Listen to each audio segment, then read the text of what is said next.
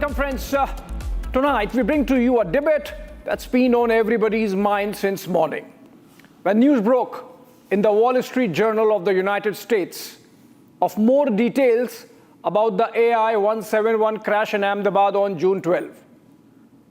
The report not only declares the investigation open and shut, but also puts the entire onus on one pilot, the commander of the flight, Sharat Sabharwal. Full of source-based conjecture, the report seems to be sure only about that conclusion, that Sabharwal, as pilot monitoring, had his hands free to switch the engines off. There's something amiss, friends.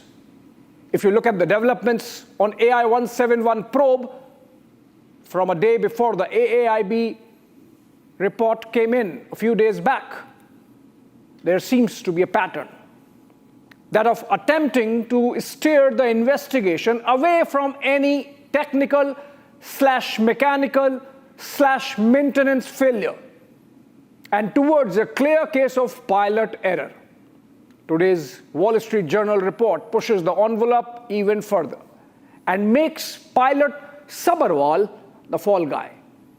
Shravan, do we really believe that or contest? Well, in fact, it is a complete ham-handed job that has been done by the Wall Street Journal. And Abhishek, over the last several weeks, if there is one thing that is working towards one pointed direction, and that is the direction that anyhow the makers, the giants here, should be given a clean chit. And that is the reason why this preliminary report, which was uploaded around 1:30 in the morning at the Ministry of Civil Aviation's website, raises even more questions. It hasn't really answered anything. Yeah. As far as this particular report goes, what is important to point out here is this, as we begin. It's a despicable act on the part of the Western media to pin the blame on the pilots, and that too without any shred of evidence. And we say that with some amount of certainty because over the next few hours, we're going to not only present new facts, we are also going to shred this entire report that has been prepared. And ladies and gentlemen, why it is certain global conglomerates essentially benefiting from this kind of a reportage of the Western media. First, take a look at this report.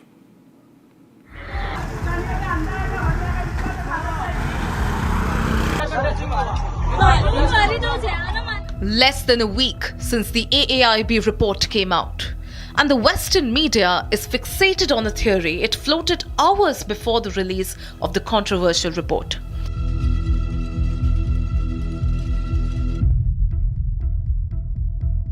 One paraphrased line on page 14 of the report is now in the eye of the storm. Today, the US-based publication Wall Street Journal put out another sensational report on the AI-171 crash, once again attempting to paint the pilots as the culprit. Going a step further, the Wall Street Journal even alleged that it was the senior pilot that moved the fuel switches to cut-off position, without any evidence, purely based on sources.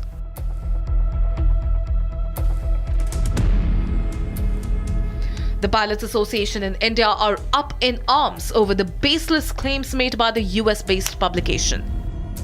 Boeing directly has not done anything. Now we are contemplating the action against Wall Street Journal. They are targeting Indian pilots. Where is the evidence? If they have the evidence, yes, we will agree to that. But where is the evidence? There is no evidence. So why are they maligning and with malified intentions against the pilots?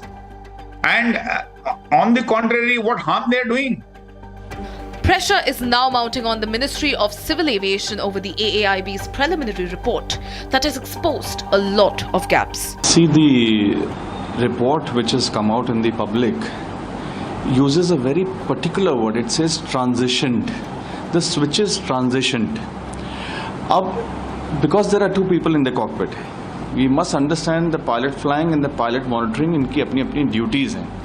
Now the report says the fuel control switch is transitioned.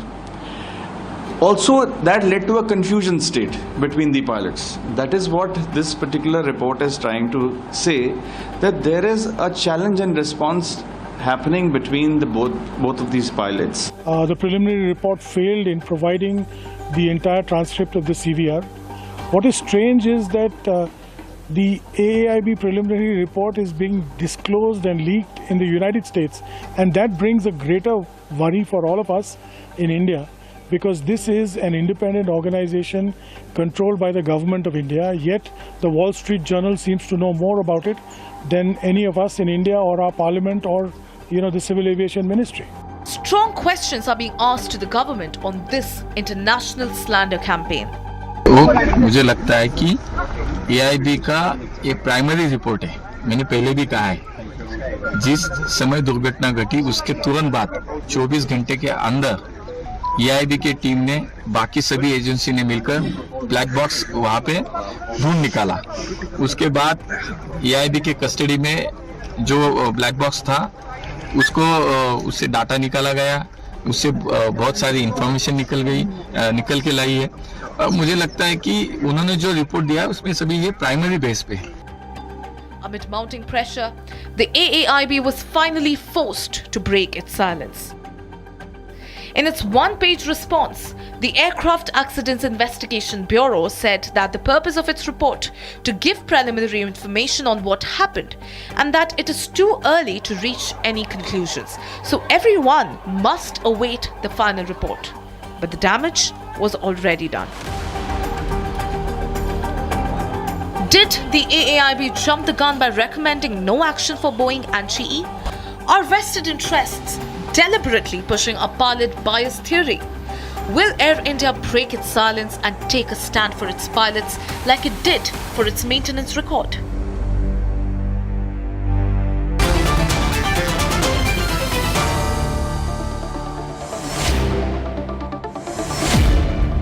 Opening the debate tonight, Captain Ehsan Khalid and Captain C.S. Randhawa. Captain Ehsan Khalid, one argument that has been made so far is that those who are carrying out this probe in itself, the AAIB, does not really include pilots, commercial pilots, and that is the reason why many would not really understand the situation, the gravity of the situation itself.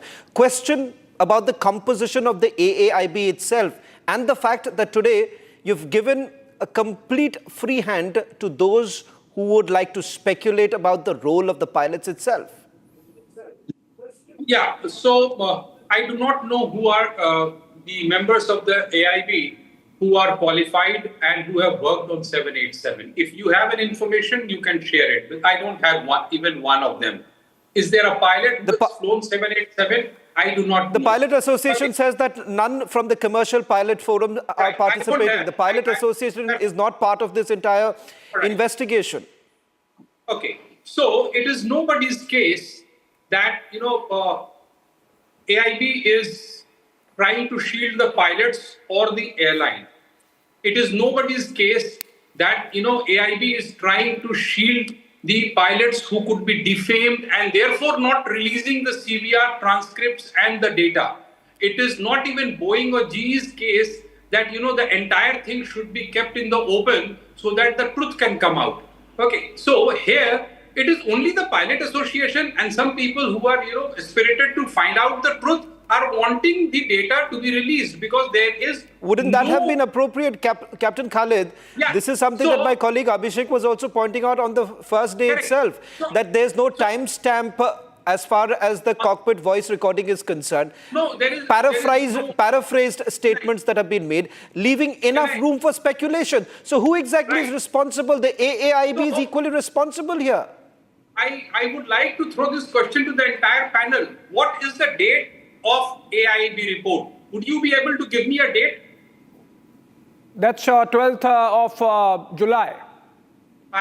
You could correct it because FAA in its report is referring to an AIB report of 11th of July. Okay, so that is the report of FAA. That's the only document that says that this is the date of the AIB. What I'm saying is either the whole inquiry is confidential or it is open.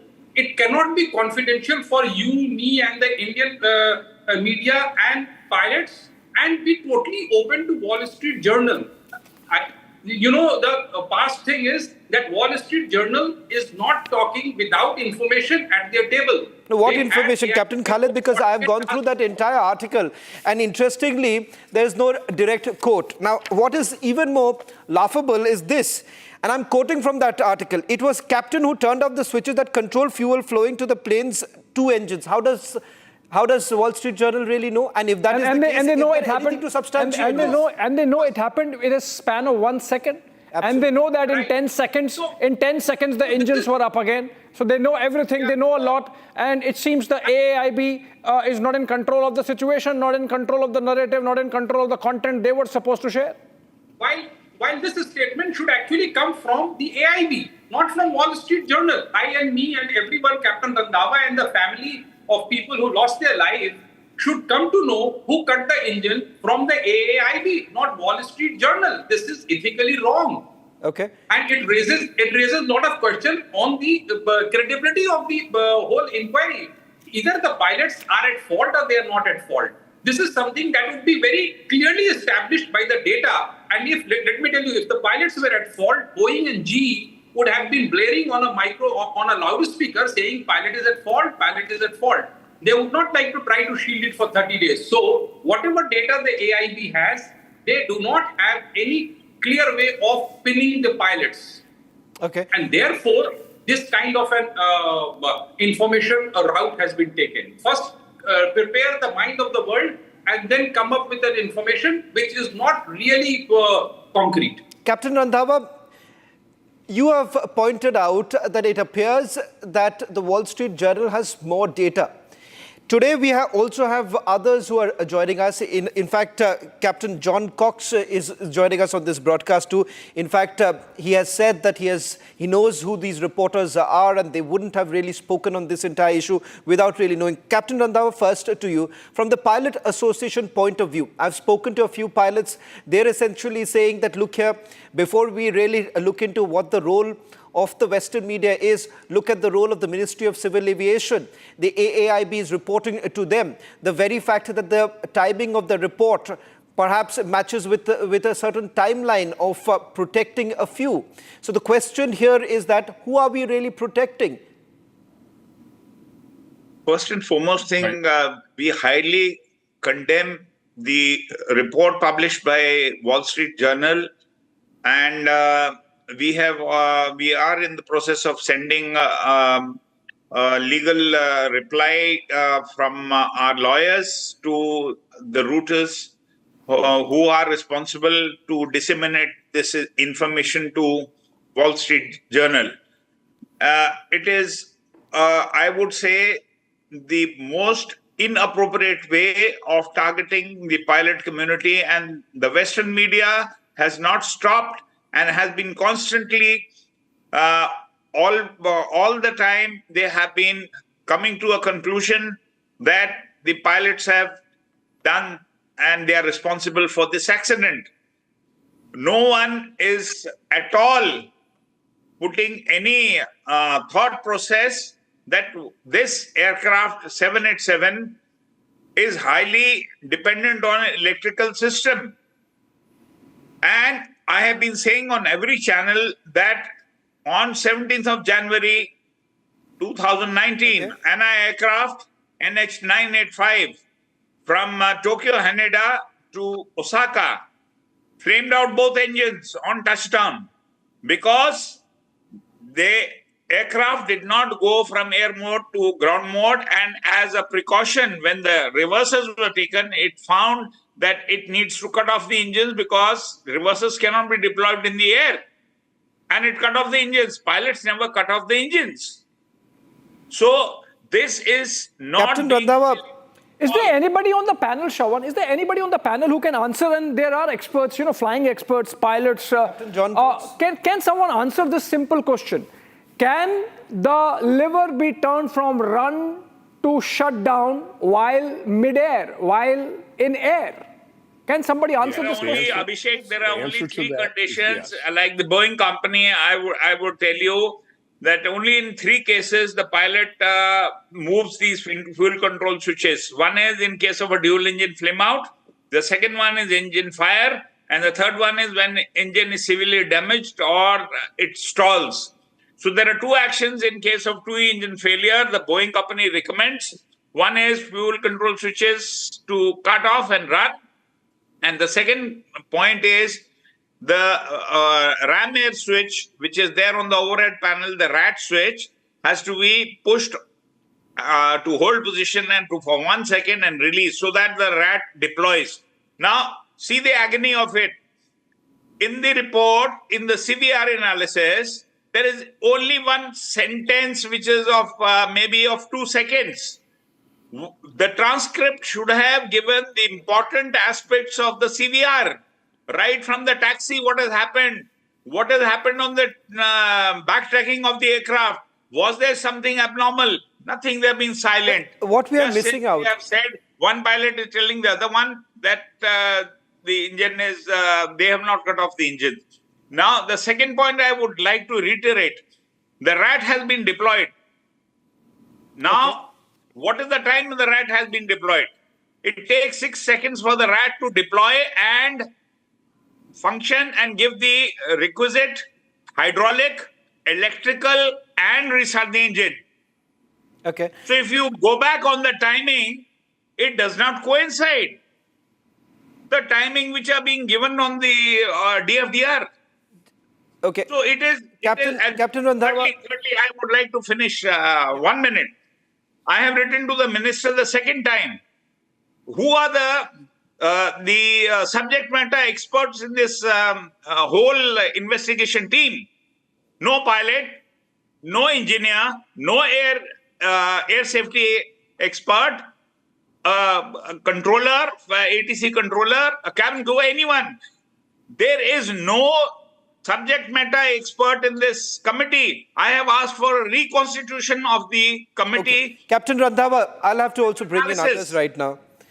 Captain Cox is also joining us on this broadcast. Captain Cox, he's a global aviation safety expert. In fact, I'm given to understand, Abhishek, that he knows the reporters who have written this article. And yet he's not sure whether they should have written this. And the fact that he says that, Captain Cox, you've been maintaining that, I think so, the biggest mistake that you make, especially in cases like this, is to come to any sort of conclusion. Having said that, wouldn't you then agree that if that is the case, the Western media and some of the aviation experts are basically talking what a global conglomerate would essentially want them to speak, because they are worried right now. If the AAIB would have come out with a recommendation that you need to ground some of the aircrafts, it would have had a global impact.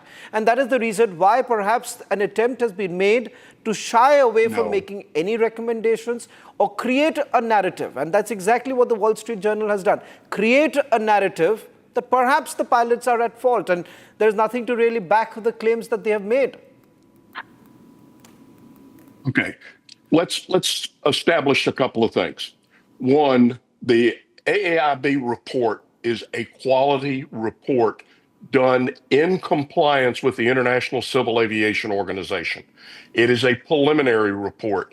It says only what the evidence they have found has shown them, one of which is the fuel cutoff switches were moved from run to cutoff. It has not ascertained who moved them. It has not determined that it was a deliberate or inadvertent act.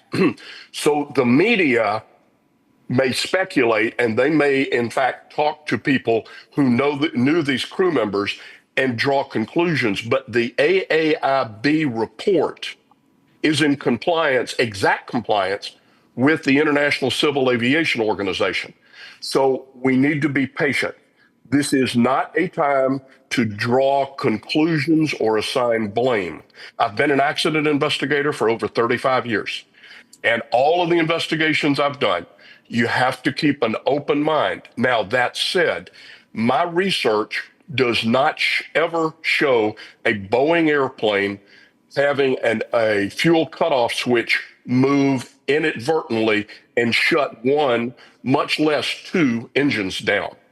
With that data point, it says that there is circumstantial evidence that says that a person moved those switches. Beyond that, everything else is speculation. I do know the reporter. I have worked with him before. He is a credible reporter. He is not one that is going to attempt to cover something up or assign blame inappropriately. Okay. I have not spoken to him about this particular article. What I will say is that the Wall Street Journal would not publish something that assigns this much blame unless they had multiple sources that supported that. They are not bound by the same evidentiary standard that AAIB is and that accident investigators are. They are free to speculate. The accident investigators are not. People like myself will not speculate. We will look where the evidence Captain is. Cox, you're saying that they wouldn't have speculated? This tragedy, the tragedy is everybody wants answers, and we need to be methodical, and we need to get the right answers. That's more important than anything else. Captain Cox, that's a typical investigator's restraint that you are showing, but obviously the WSJ does not believe in that. And the kind of desperation that's reeking out of that report, just one example of which is that while it concludes that pilot monitoring could have carried this out, then it sort of tries to create a picture of how Captain Sabharwal was a reserved, shy, introvert kind of guy who you would not be able to scrutinize easily, and that maybe there was some aspect of his life which was troubling him. All that innuendo there. Now, look at this one para. While it is talking about second to second of the pilot's conversation, there is one para which says, contents of the flight's cockpit voice recorders have been tightly held by the Indian authorities and seen as key to helping fill out the sequence of events in the flight's final moments. And in the same para it says, Jennifer Homendy, and you would know Captain Cox, the NTSB chief, has sought to listen to the recordings herself, which means she has sought but not been given. Indian authorities are holding the CVR and the conversation there tightly to themselves. So obviously all this gets reduced to conjecture. The conjecture and speculation around this accident is the worst I have ever seen in my 35 years. And unfortunately, Captain Cox, and I have to say this, all of it is coming from the United States. First it came from Air Current, now it's the WSJ. If we are to get the answers, we need to follow the processes and procedures of the International Civil Aviation Organization. So far, AAIB is doing that. There has been a lot of speculation about the timeline and the time stamps on the recorder. That will come out. And this is a preliminary report. And if there are timing adjustments that need to be made, they will be made. But the RAT deployment can occur in about 3 seconds, according to Boeing. It can also take a bit longer, so we don't know this particular airplane. The other thing is they have not identified which crew member said what. And the reason they haven't is because the cockpit voice recorder group has not come to conclusion and consensus about each word in the transcript. So they put it as a general term, and they also don't say who said it. This is exactly what a preliminary report should do. As to the Wall Street Journal, Cox, they have sources that they talk to. I don't know who they are. I'm not sure about the sources here. Speculated.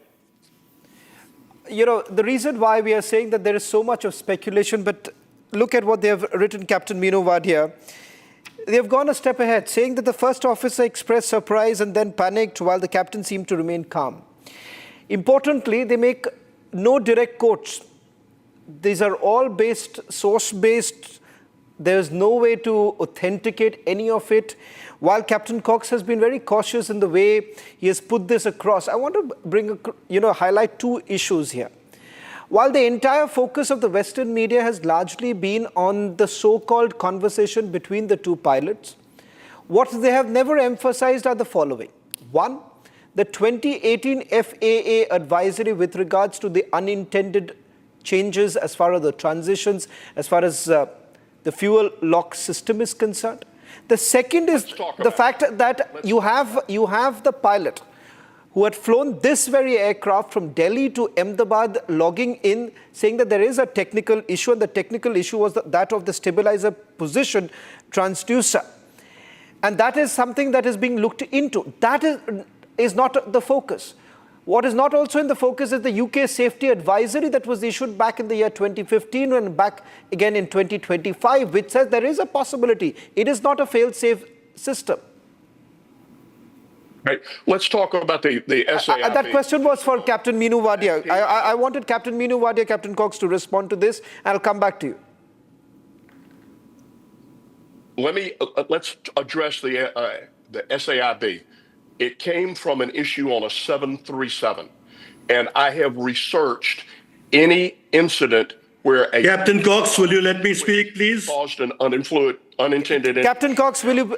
Captain Cox, I'll come back to you, but I want a response from Captain Meenu Wadia. Boeing 777s or 787s. I think Captain Cox is not getting it. Okay. Oh, okay, now he gets. Captain Cox, if you can just, I want a response from Captain Meenu Wadia.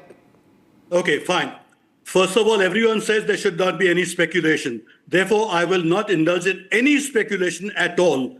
I will not agree with Captain Cox's statement at all. And I'll give you two separate evidence. First of all, I'll give you evidence to show that the pilots have done nothing wrong on this particular issue. If you give me 3 minutes, I'll refer to the action of the pilots. And then also I'll give you evidence why the Western media has gone out of its way to malign the pilots. First of all, as far as the pilots are concerned, what Captain Cox was referring to, that some switch was put off. Nowhere does it say that the switch was put off at all. What he is misreading and misdirecting everyone is the conversation that the pilots have asked each other, and that is a perfectly normal thing to do. The aircraft was totally serviceable when it took off. The moment it has taken off, the pilots have found that the power has not available. So that's an obvious question to ask. First of all, did you do anything? Did you switch off? So the other person said, no, I have not done anything. So first of all, why don't you believe the word of the pilots who have actually said these things? So the pilot has said, I have done no action. So therefore, why would you want to presume that he has in fact taken an action when he said so very clearly, to start with? Secondly, there's enough evidence now to show that the electrical system, that the FedEx system has failed in the past in this particular aircraft and in similar Boeing aircraft also on the 737s, and the fuel has been switched off. There's enough evidence. If I go into it, I'll waste a lot of time. Let me give you also the evidence now of why the media is Western media is focusing so much on, see how much is at stake today. And what none of you will be aware of as what's happened today. Right today, I have seen a media report with giving my photograph and my name and mentioning that Captain Wadia, who's a specialist in aviation safety, is saying that the pilots cut off the engines. Can you imagine how far can people stoop to give their narrative? Where was this, how Captain Meenu Wadia? I have seen it on a media. I wish I could find out. I will sue the person for defamation if I can find out who has written this. But I have seen it with my photographs. I can show it to anyone who wants to see it, to start with. Secondly, not on the first day, even the first day and the second day. Why is it that the captains of America in uniform, in the pilot's uniform, making the most drastic and ridiculous statements? First thing, they said the aircraft crashed, and we know exactly why it has crashed, because the pilot, instead of putting the gear up, he put the flap lever up. And any aviator will know how ridiculous that statement is, etc. But they will go about making these statements and maligning the pilots. So you've got to understand, first of all, what is at stake. Yeah. Also, I am not surprised at all that this is going on. In fact, more will come out. More mudslinging will go on if you see the amount of that is at stake today. And I can go on much more, giving you a lot of evidence on the subject, but let others talk on the subject. Dr. Vandana, Captain Meenu Wadia says that this is not the end. More is to come. In fact, you have also spoken about this entire issue, something that we have put out time and again, saying that, look here, there is this issue, there is this entire transitioning. The word transitioning also, Abhishek, many would say it's from the lexicon of the pilots flying in the West, and it's not really a lexicon that is used by pilots here in India. Dr. Vandana, you have actually studied this very, very closely, and I want you to perhaps take it forward from what Captain Meenu Wadia was saying, and then finally, Captain Cox, you could respond to what Captain Wadia was saying. So firstly, what I would like to say is that we've been talking about the FedEx and the miscommand and malfunction, electrical malfunction. I don't want to go deep into that, software glitch that it can occur. I don't want to go into that. But what I'm amazed and shocked is with the way the Western media is coming out with such reports. I must say that I quite relate to US President Trump. Why are you surprised? Fake news. Can I ask you, why are you surprised? Just because when the US President talks about fake news, then I quite relate to it. So you believe this is paid news? You believe that someone is behind this? Someone is running the wheels? Just let me complete. Now the Wall Street Journal, a reputed journal, is coming out with such unprofessional, immoral, and unethical, a sort of reading. It seems to me as if they are having the flight data recorder and the cockpit voice recorder with them, and it's not with us in India. Which they are saying they don't have, which they're saying they don't have in the report. Yes. Obviously, they don't have it, then how can they do such kind of mudslinging on our pilots? How can they start questioning? On one hand, we know this is a preliminary report, that this is just the first 6 to 10% of what the entire report that has come out. We are not even giving time to that, and the Western media is speculating and throwing mud, doing mudslinging over here and defaming our pilots who can't talk anymore, who are dead and gone with those 270 people. It's a shame. And a Wall Street Journal doing it, I mean, at 8:36 in the morning today, it's really pained. It's really painful. So first and foremost, I would like to say we don't need to speculate. I would like to tell the Western media, kindly do not speculate. AAIB, as Captain Cox said, is a very competent body. Let them sit there, let them investigate, let the final disclosures be made, let the closures come out. What are they speculating about? Why are they in such a hurry to take the blame away from all the stakeholders? And we are not delving right now into the stakeholders. We've spoken enough about them. So why are they getting away from the stakeholders and putting it on 2 dead pilots? Yeah, this is the question. Not 2, in fact, Vandana Singh, it's specifically 1. I think the report makes it clear that they're talking about pilot monitoring did that because he had his hands free. I mean, that's one question I really want to ask. Has someone answered? Has someone answered? Group Captain Bajpai, can you answer? Like, they're saying that since pilot monitoring would have had his hands free, he could have carried out the maneuver of turning the switch from run to turn off. Okay, good evening to both of you and to your million of viewers. I heard very patiently everybody. I hope others will also give me some time. There were few gaps when we had our discussion till now. First, Abhishek, you had asked this question, whether this fuel cutoff switch could be moved in the air. Yes, definitely it can be raised. It can be brought from run to cutoff position by lifting it up, taking it back, leaving it in the dowel. It's a spring-loaded toggle switch that can be done. Okay. Second, the Captain Khalid and Captain Randhawa had asked that who all were the members. The page 5 of the report. Mind it, I will limit myself. I will not go around. I will limit myself with this prelim report because this particular discussion is based on prelim report. Either people have taken one side or other side. Okay, and I presume and assume this report has been written with due diligence and the forwarding says it is based on preliminary facts and evidence collected so far by the time this report was written. Right. Okay, the page 5 says that the experienced pilots, engineers, aviation medicine specialists psychologist, and the flight recorder specialist have been taken on board. Now I will go chronological point by point. Abhishek, if you can remember, 5 days back, the very next day when the prelim report came to the public notice, I had spoken by sitting from this very chair that I am doubting there is a human intervention by moving the switch. You were surprised so you, to know you that seem thing. to be agreeing with No, the Wall no. Street Journal report today. No, I am not at all agreeing. I am saying Wall Street had no business to make such comments. How did these information before this report come in the public domain reach to them? How are they making such comment? The particular pilot has done it because this claim report is not telling. It seems somebody is informing him. It should be identified. The Wall Street Journal should tell what is their source of getting this information, and that gentleman should be taken to the task because it's a pure secret and confidential report. Only thing in public domain is this prelim report only. Okay, now I will go chronological and logical way, the way this report has been presented. The first point, and first of all, I will ask all this august panel, anybody can tell what is more reliable, more authentic than SSCVR and SSFDR.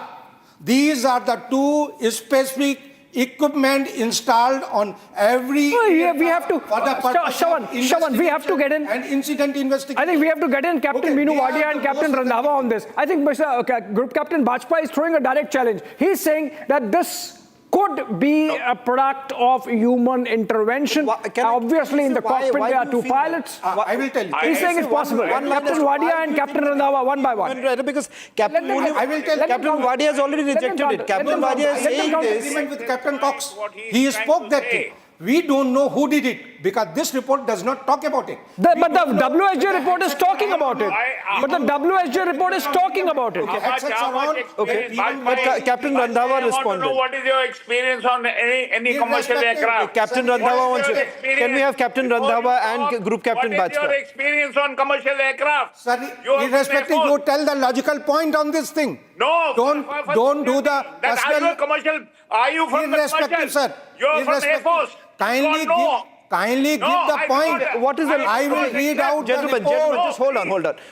No one will understand. Captain Randhawa, what is that specific point beyond the fact that you are saying that you don't have the experience? He's not supposed to have he's not part of the AIB. You should ask that question to the Ministry of Civil Aviation. Civil Aviation Minister should be answering that. The DGCA should be answering that. Captain Randhawa, can I get into specifics of it? Can I get into the specifics of it? He is saying, Group Captain Bajpai is saying, he said, I'm going by the preliminary report. The preliminary report is basically indicating that there could be a human error. How are you contesting this? I am contesting that it is not a human error. I am again saying it with confidence. This is something to do with the electronics, the software. Sir, with due regards to your confidence, what is written in the report I will read out based on SSCVR and SSFDR input. Kindly see the page number 14. It says the DFDR data. It says Bajpai, I have seen the there pages. was no problem. I have enough experience from the Air Force and from the... Full regards to your Group Captain Bajpai, let Captain Randhawa speak and then you can respond. Let Captain Randhawa speak. He has spoken. What I am saying... Gentlemen, it makes no sense of talking over each other. Captain Randhawa, a specific question, rather than let's not get agitated here. You are saying that there is a mechanical engineering failure, something that we have reported extensively. No other network today perhaps has the gumption to actually report and take on almost everyone. Every stakeholder we have taken on here on Republic TV because we have based our reportage on complete facts. I want to once again focus. You are saying that there is a possibility of mechanical engineering failure. What is it? Can you elaborate? And then I'll get Group Captain Bajpai on that. I have said over and over again on different channels. I have just now said, even on this channel, that why aren't we relating this accident to the incident which occurred at Osaka on the same aircraft? Now, the second point is that why did it occur in that Osaka aircraft? And this has been corroborated by Miss Mary, who's been the Inspector General of U.S. Transportation. She was there with we heard her on the Mojo discussion channel. Okay, I'm today. just elaborating. Okay, This now- is what Captain Randhawa, you're talking about the 2019 incident. Yes. The 2019 yes, incident, because yes, you have yes, the Anna aircraft. correct. Okay. So no one wants to say it's very easy to put the blame on the pilots and get away. Okay, and this has been done in the past. I've seen it in the Air Force. I've seen it I'm seeing it over here. Okay, so the point is that you have to understand that this aircraft is highly dependent on the electrical system. Okay, that's an important point. Captain Randhawa, now Group Captain Bajpai, I'm going to make it more specific for you. As far as multiple sensor failures are concerned, there is a possibility. Absolutely. Why is it that you are not focusing on that? I'm quoting what Captain Randhawa was talking as far as the 2019 incident is concerned, to which you have an aviation expert saying that the investigation revealed that the plane software made the 787 think it was on the ground, and the thrust control malfunction accommodation system cut the fuel to the engines. The reality is this, that multiple bodies have spoken about the issue, that the fuel switch control system, this entire transitioning can happen. Why is it that we are completely letting it go? We are more interested about this two paraphrased comment between the two pilots, with the Wall Street Journal coming to some sort of a conclusion. But that same emphasis is not given on the same FAA advisory, the same issue that has been highlighted in 2019, that finds no significance. Sir, 2 points. No, but see, First look of all, at, look at let me CA, speak. Let me speak. Sir. Okay. Let me Group Captain Bajpai and then Captain Meenu Wadia. Please. Yeah, Group Captain Bajpai, go ahead. Here we are discussing ill-fated flight AI-171, not the 2019 accident. But it's the same aircraft. Let me complete, sir. I presume and assume all the investigators of the investigating committee are matured, responsible and accountable. Whatever they have written, it is based on certain facts. But you are also cherry picking no group. I will tell 3 points. Why I am reaching to this conclusion? Manual. I am not saying it is done by a particular pilot, but what is containing chronological way, there are 3 points. Till the time aircraft had taken off, no problem. After crossing the rotational speed, it attained 180 knot speed. Perfectly all right. Immediately when the aircraft attained 180 knot speed, the fuel cutoff switch has been transitioned. But RAT has been deployed. No. After that, RAT has got deployed. After that, RAT got deployed. After a 5 second. First, I really want to fuel focus. switch. I really want to focus on the Wall Street Journal report. With this analysis of the AAIB report with a scalpel, we have done of the 15 pages. I have 2 questions. I want one question to be answered by Captain Khalid and other by Captain Meenu Wadia. My question to Captain Khalid is, this question remained unanswered. The WSJ report, Captain Khalid says, since Sabharwal as pilot monitoring had his hands free, so he could have carried out the maneuver. It's putting the onus directly on Captain Sabharwal because he was just monitoring, he was not doing anything. At that stage of flight, is a pilot not doing anything just after takeoff? Look, that is the most intense moment when the aircraft is transitioning from the ground, rotate and get airborne. It is not something that, one pilot is flying, the other one is sipping coffee and probably watching Wall Street Journal. You can't be watching Netflix. It does not happen. Yeah, he is holding the control. But the most important thing in this is that fine, Wall Street Journal has a report to make based on what they know they have it in the boxes with AAIB. Now that is what is the very disturbing thing. Right. Tomorrow, we might denounce Wall Street Journal today, but tomorrow AIB will now come up with it. It will be aligned with what Wall Street Journal has said. Now the problem with the pilot community and to everyone here is, which is leading the investigation? AIB or no? The point is no. The point is the point is jumping the gun.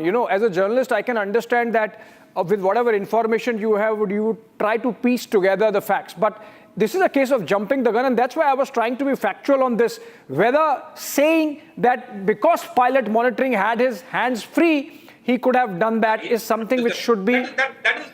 that can only be said by someone who has never flown the aircraft. Exactly. And obviously no journalist has flown a Boeing 787. But Captain Meenu Wadia, another interesting aspect of this report is that it suggests criminal investigation. The report says that in a case like this, had it happened in the United States, they would have involved the FBI. And that's why the AAIB or the investigators in this probe should already be looking at criminal investigation. I mean, does that sound normal or preposterous to you? No, of course, there should be a criminal investigation. But let me clarify something that people have said in good faith. For example, the group captain said about the switch being manually moved. Please let me go by the evidence and facts available to us. Did the pilots touch the switches? Yes, but wait and listen to me carefully. As soon as the aircraft is taken off, the pilots have realized that their power is not available. That is maybe in about 5 seconds or so, less than 5 seconds or so. Therefore, one pilot asks the other, have you done anything? Have you switched off? And he says, no. I have no reason to disbelieve any of the pilots. So first of all, no one has touched that switch at all. However, as they're going along in the next few seconds, they have realized that there is no power in the engine and the engines have flamed out. Now, it is a normal and procedural matter, and it is taught to you in your simulators also that all pilots are required to put the switch, the fuel switch, off momentarily and switch it on immediately. This is exactly what they did, and that is proof of that is in the report, which says that momentarily the number one engine lit up. The one engine lit up and it got ignition also. However, since there was very little time for it to wind up, an aircraft to go from 0 power to maximum power takes at least 8 to 10 seconds. And therefore, there was no time for the engines to get enough power to get airborne once again. So this business of, again, the touching the switches, let's not make a misunderstanding on this subject. Group Captain Bajpayee, I'll give you the chance, but I think so.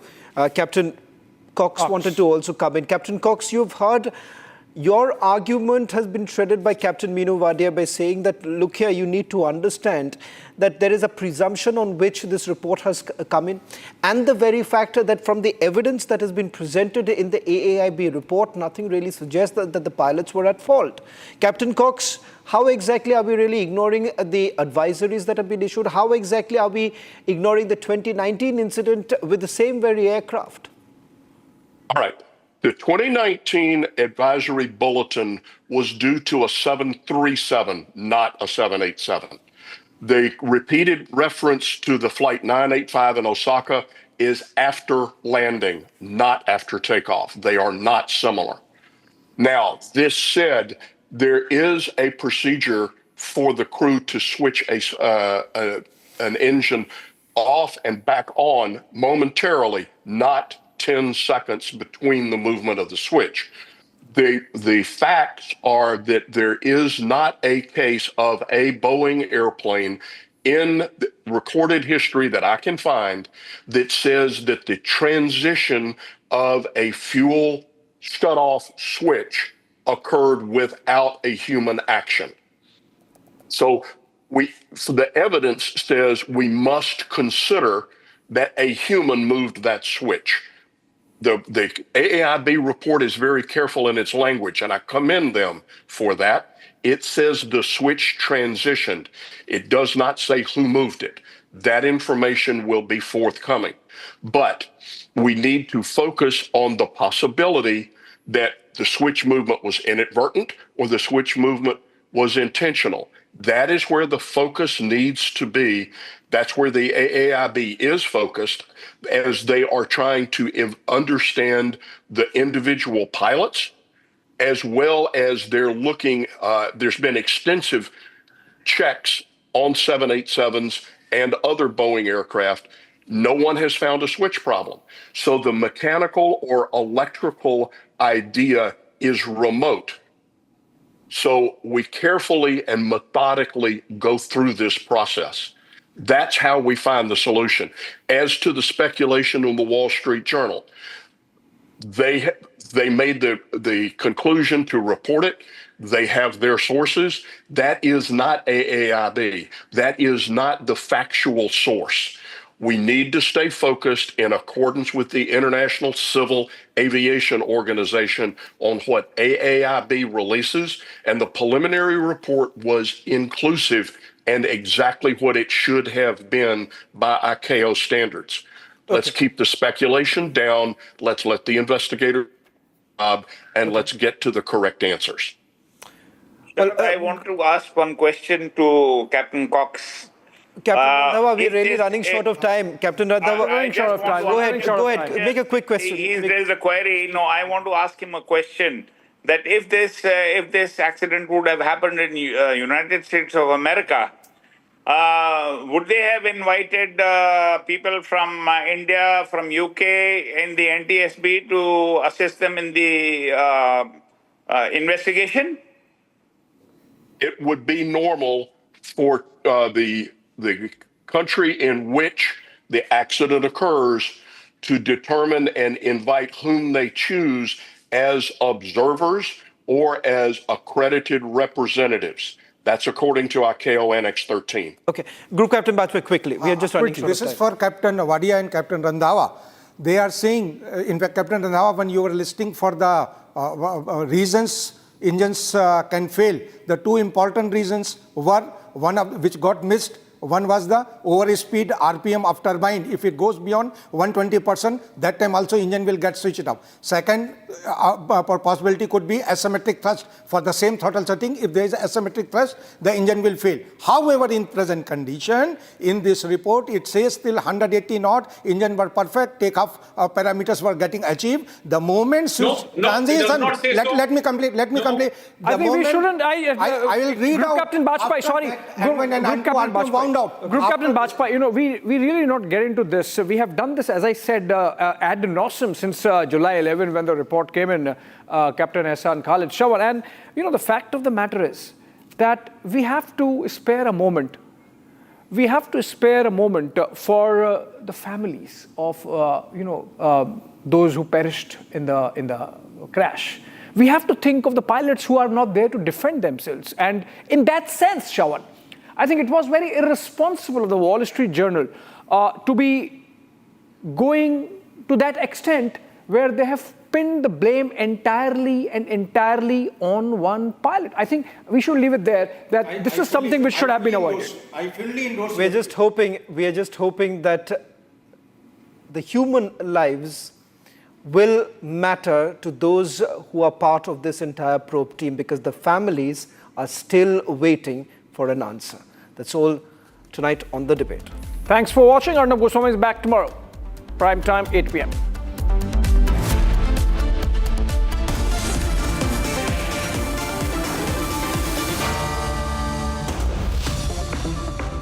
पैसा लगाना है तो century ply club prime पे लगाओ। डूबेगा नहीं, जलेगा भी नहीं, कोई खा नहीं जाएगा, धोखा नहीं देगा, ऊपर नीचे भी नहीं होगा, सेफ रहेगा, सिक्योर्ड मिनिमम 30 साल का रिटर्न देगा। अब इससे बेटर इन्वेस्टमेंट है तो बताओ। सेंचुरी प्लाई क्लब प्राइम, रहो बेफिक्र।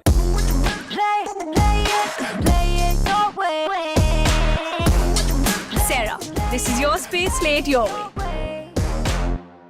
Where the software engineer meets the gifted content writer, meets the cool UI UX designer, meets the talented photographer to create the big dream.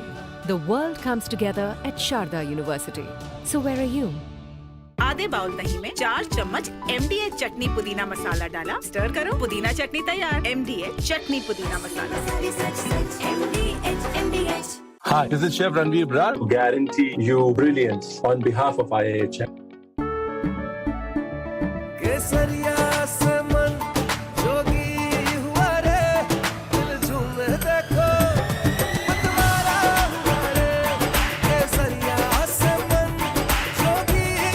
हर पल मनाओ केसरी त्योहार।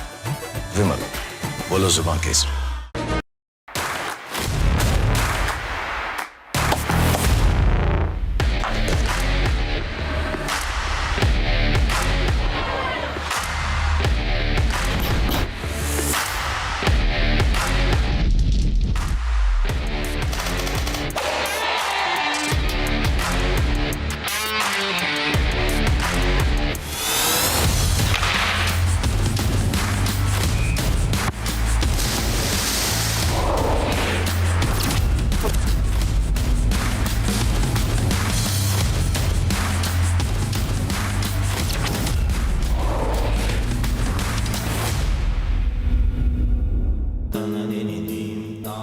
Amity has been ranked among the top universities globally for producing the most employable graduates by the Times Higher Education UK. Yet another testimony to Amity's excellent placement record. पैसा लगाना है तो century ply club prime पे लगाओ, डूबेगा नहीं, जलेगा भी नहीं, कोई खा नहीं जाएगा, धोखा नहीं देगा, ऊपर नीचे भी नहीं होगा, सेफ रहेगा, सिक्योर्ड मिनिमम 30 साल का रिटर्न देगा। अब इससे बेटर इन्वेस्टमेंट है तो बताओ। सेंचुरी प्लाई क्लब प्राइम, रहो बेफिक्र।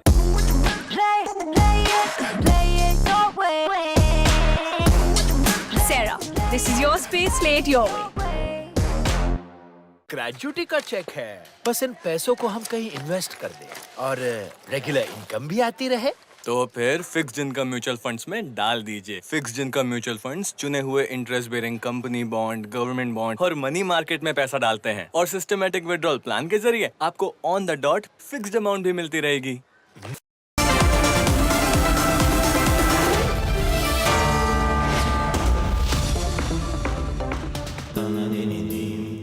Amity has been ranked among the top universities globally for producing the most employable graduates by the Times Higher Education UK. Yet another testimony to Amity's excellent placement record.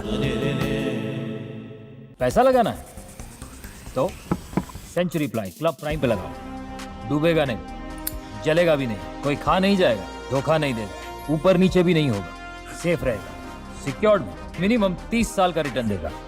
अब इससे better investment है तो बताओ। Century ply club prime, रहो बेफिक्र।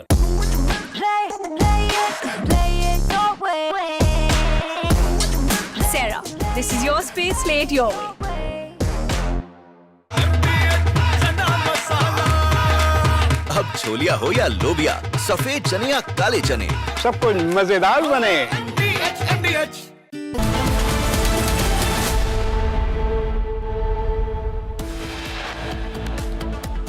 Report published in the Wall Street Journal targets pilot for the Ahmedabad plane crash. But where is the evidence? There is no evidence. Federation of Indian Pilots will send a notice to the Wall Street Journal over blaming Indian pilots in the Air India 171 crash. On Air India crash, we'll have to wait for the concerned Government of India authority to, make the report public. It is too premature for all of us to talk about what's in it, what's not in it. So we'll have to wait for the final report to come out. MEA responds to the Wall Street Journal report, saying that it's a little too soon to comment.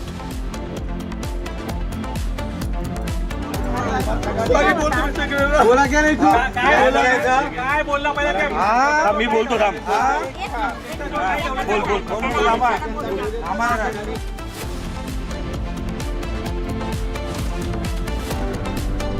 Hooliganism back on the streets of Mumbai. MNS cadres beating up a shopkeeper belonging to the Marwari community for making comments, alleged comments about the Marathi community.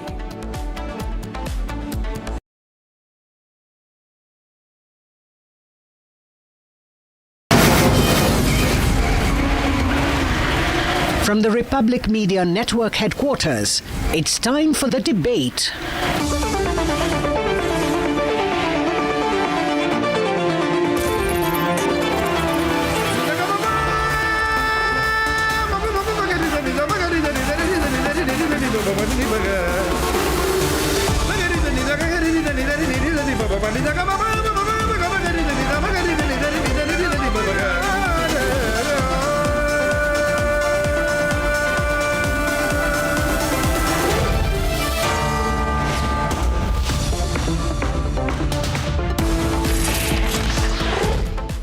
On the show tonight at 8 p.m. this evening, when chaos unfolds in the heart of Bengaluru, government puts onus on RCB. At 8:30 p.m. this evening, MNS workers, Gundaism continues on the streets of Mumbai. And at 9 p.m. on the debate, Wall Street Journal's repeat pilot blame theory without any proof. DGC Air India silent on leaks.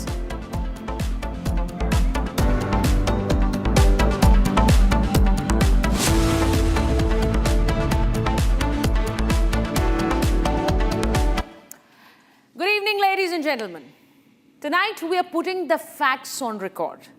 11 people are dead, over 50 others are injured. All of this during what was called a victory parade. A celebration that had no official permission, no crowd control plan, no emergency readiness, and yet it was allowed to happen. Allowed in full public view, with full political presence. On June 4th, Royal Challengers Bengaluru held a grand parade right in the heart of Bengaluru. Crowds began gathering outside Chinnaswamy Stadium from 2 p.m. Within the hour, the gates were shut, and shortly after, a stampede broke out. 11 lives were lost. Now, the Karnataka government's own report has confirmed the truth. RCB never applied for permission. They only informed the police just hours before the event. There was no written request, no estimate of how many people were expected, no traffic plan, no medical preparedness. And yet, the state went ahead. Thousands of police personnel were deployed. The Deputy Chief Minister was at the airport welcoming the players. The Chief Minister stood on the stage celebrating with the team. This was not a private event. This was a government-backed show, a politically facilitated disaster. Even worse, when officials said the event was cancelled, RCB kept calling fans to join in. Now, tweets were still going out at 3:14 p.m., minutes before the stampede happened. And through this report, the Karnataka government is now trying to wash its hands of all responsibility, putting all the blame on RCB while ignoring its own role in enabling the chaos. So tonight, we ask, who allowed this? Who looked the other way? And why did no one step in? Because when a state acts like an event manager for a cricket team, accountability dies. And with it, 11 innocent fans. This isn't just mismanagement. This is a failure of governance. And tonight, we're calling it what it is. Let's debate.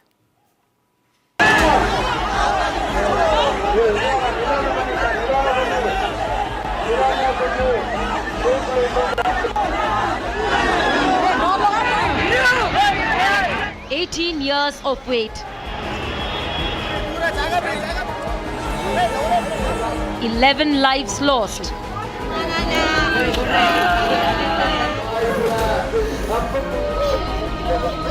Two mega photo ops. Chinnaswamy Stadium.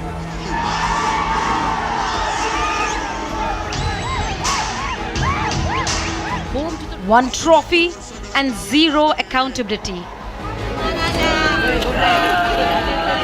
43 days since the Chinnaswamy Stadium stampede, the nation still is looking for answers.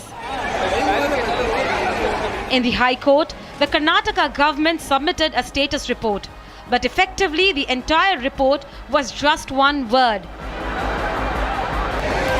In the entire report, the Karnataka government explained why it was RCB that did not seek the permission, how RCB was responsible for calling the crowds, how RCB staff was unprepared, how RCB only gave an intimation letter, and various other sentences with RCB in it. Not just that, the Karnataka government also submitted a detailed analysis of RCB's social media feed till the last second.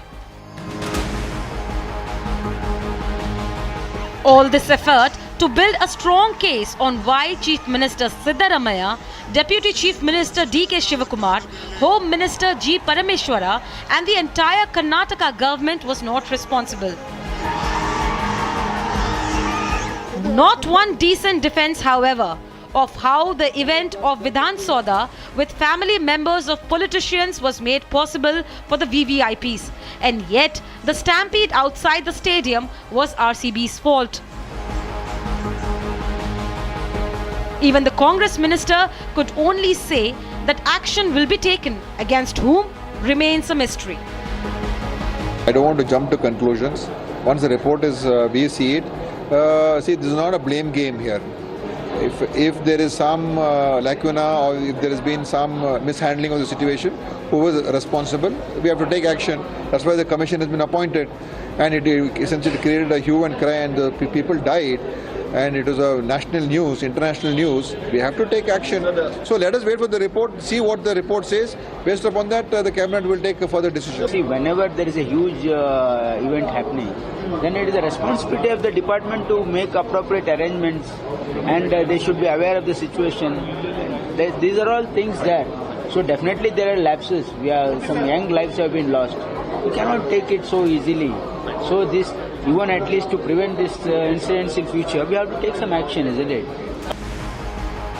So far in the case, there have been 3 FIRs, 4 arrests, and even suspension of 5 police officers. And yet, the 300-page report of Karnataka government couldn't muster one sentence on its own accountability. Perhaps that answer too rests with the High Command.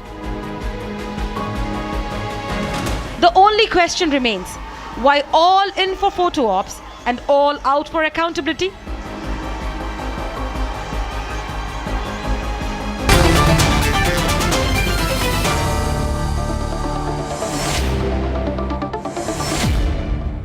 Joined by National Spokesperson of the BJP, Sanju Verma, on the debate tonight. I am also joined by Syed Asad Abbas, who's a political analyst, also speaks for the Congress party, Advocate Manjunath ND, also a pro-Congress voice. I'm also joined by Commodore G.J. Singh, who's joining us today as a resident of Bengaluru. In fact, he was present there, right there when the stampede took place. Also, Shekhar Vijayan joins us in a similar capacity. Thank you so much to all of you for joining me on the debate. But let me begin with some very, very important questions that are rising, that are coming out of this report that has been submitted. And let me go across to Syed Asad Abbas first. Syed Asad Abbas, had the Karnataka government leased the state police to the RCB to run it the way they wanted, because now they're washing their hands off all responsibility. Nothing is their onus now. Sucharita ji, I've always believed with great power there's great responsibility and equal accountability. I believe, as a citizen of this beautiful country, as a Kannadiga myself, and a resident of Bengaluru all my life, undoubtedly this was a very unfortunate tragedy that took place. Being an RCB fan myself, over the last 18 years we waited for a trophy, and this happens on the day we bring back the trophy to town. The fact of the matter, now coming to the Karnataka Congress government, I would certainly say that the Karnataka State Police is an extended arm of the Karnataka State Government. Shri Siddaramaiah ji, our Honorable Chief Minister, took action against 5 police officers, 3 of which were IPS officers and 2 of which were state KSPS officers. He also held a commission, which is the Justice Michael D. Khanna one-man Those 5 police officers were made scapegoats. It was their doing. The stampede, 11 people being killed, so many injured. It was the doing of those 5 police officers is what you're telling me, Syed Asad Abbas. No, there is no onus on the state government that allowed a mass event like this to happen without police permission being given. And you're telling me that 5 police officers have been held accountable for this? I will tell you, as per the Justice Michael D. Khanna Judicial Commission, the report is out, where the blame is on the Royal Challengers Bangalore team, the management, Karnataka State Cricket Association, along with that. Exactly. Asad, the blame. Okay, Sanju, let me just get Sanju into the debate. Sanju, the blame is on those 5 officers who've been held accountable. The blame is on the RCB. The blame is on Virat Kohli. There is no blame on the state government. Sucharita, let's look at it from a layman's perspective. In a school, you have the principal who takes the final responsibility, whether good, bad, or ugly. In a college, it's the dean. In a media house, it's the editor-in-chief. In a corporate entity, it is the CEO. And in a state, it is the chief minister. Now, Siddaramaiah has to either be thoroughly incompetent or he's lying or both. Hypothetically assuming what Siddaramaiah says is right. He says, I was not aware, RCB did not take permission, and they went ahead and hosted this grand event at Chinnaswamy Stadium. I want to ask Mr. Siddaramaiah, on that very day, you were seen clicking photographs with Virat Kohli along with your grandson. You posted that on social media, and you did so very carelessly, very remorselessly, with no regret, within 72 hours of the horrific tragedy on 4th of June 2025. Today, in hindsight, you're blaming Virat Kohli, you're blaming his promotional video, you're blaming RCB, you blame the police constabulary. Don't forget Sucharita. He suspended the police commissioner of Bengaluru, the additional commissioner, law and order of Bengaluru. He suspended the deputy commissioner. He also suspended almost every senior policeman at the Kabon Park police station. Yes. What did the High Court tell Siddaramaiah? High Court reinstated the police commissioner. High Court reinstated the senior IPS officer Vikash Kumar. And when Siddaramaiah last week wanted to file a closure report, High Court said you cannot blanketly file a closure report suo moto without first putting the contents of the investigation report in the public domain. Now when Siddaramaiah saw कि अब तो कुछ नहीं हो सकता, High Court has given a clean check to the police constabulary. तो अब क्या किया जाए? To borrow your phrase, Sucharita, who should I make a scapegoat?